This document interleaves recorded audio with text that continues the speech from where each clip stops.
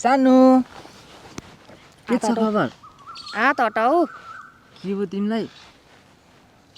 म तिम्रो सानो पहिला थिएँ, अहिले होइन। तिमी पहिला पनि थियौ, अहिले पनि छौ के? किन मेरो माया लाग्नु छोड्यो? तिमीलाई लाग्छ होला नि तिम्रै बुढीको माया।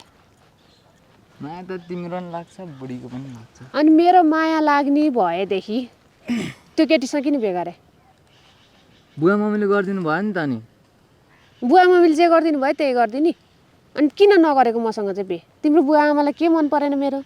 तिमी नक्कली छौ, घरको कामै गर्दिन, त्यसलाई नले भन्नु के गर्नु त? अनि केटीसेटी खोजेर रेडी गरिदिए रहेछन्, जबरजस्ती बिहे गरिदिए अनि केटी रेडी गरेर रहेछन्। त्यही त, तिमी बाख्रा हो, तिमी बोका हो, तिमीलाई जबरजस्ती लगेर त्यो बिहे गराइदिनुलाई।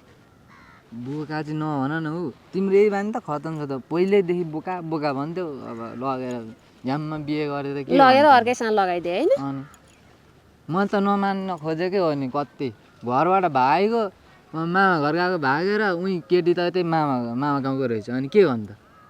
लास्टमा झन् मामाहरूले पक्रेर उतै बिहे गरिदिए। भनेपछि म नक्कली छु भनेर तिम्रो बाबुआमाले मसँग बिहे नगराइदिए। अनि म नक्कली भएर किन बस्न आइरहेको त? जाऊ त। बाबाआमाको लागि पो तिमी नक्कली देऊ, मेरो लागि त राम्रो छ नि त। नरिसाउ न। हात हटा, छुने होइन, अलिकति टाढै बसेर कुरा गर। मसँग बस्नु के टाढा बस्नु हौ? के साह्रो रिसाउने भएको? तिमी त 1-2 महिनामै चेन्ज भएको। 1-2 महिनामा के चेन्ज भइसक्यो? तैँले बिहे गरिसकिस् अनि मलाई चेन्ज भएको भन्ने अझै लाज लाग्दैन? बेबी पनि मैले आफैले गरेर बिहे हो त। कसले गरे त बिहे? बाबाआमाले गरिदिए अनि गरेको। ल छोड्यो, त्यो अरू कुरा नगर। बरु उ त्यो पारी डाँडाको त्यो आन्टीले पानीपुरी चटपटे बनाउँथ्यो नि, मिठो खालको। थाहा छ कि नै? तिमीलाई मैले खुवाइदिएको। त्यहीँ जाउँ बरु। तेरै स्वास्नीले लहरा खाँदैन। त्यसलाई त त्यहाँ ल्याउने गरे होइन, अर्धे त्यो पारिपट्टि पिपल बोट्न लान्छु। अझै जस पिपल बोटा। अनि बुढीलाई चाहिँ नखाउनु त। अब जे भयो नि बुढी हो नि त। अनि तिमीलाई पो यहाँ खुवाउँछु। त्यसैले लहरा खाँदैन त।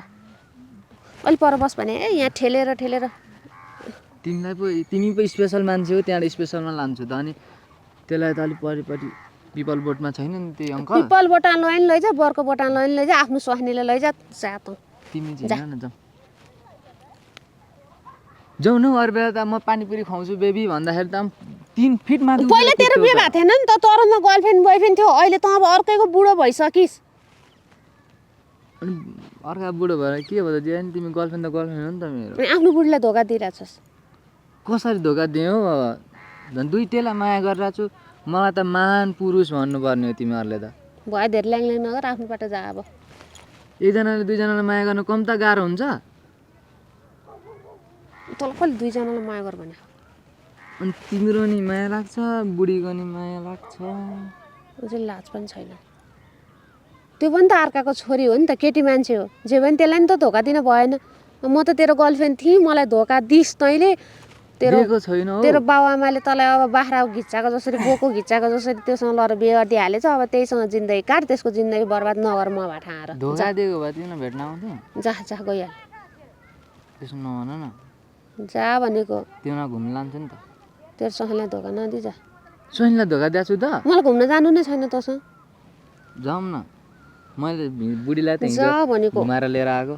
जान्छस् कि जान्नस्? त्यही भएर तिमीलाई नि आज घुम्न लान्छ। जाँदैनस्? घुम्न लान्छस् मलाई? अर्कोसँग बिहे गर्ने अनि मलाई घुमाउनु लान्छस्?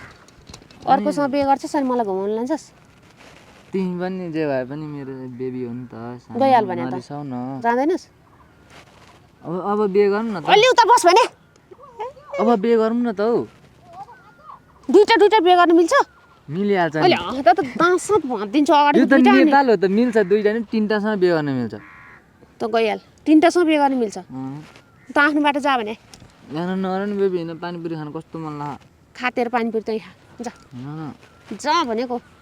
होइन हौ, तिमी लास्टै चेन्ज भएछौ यार।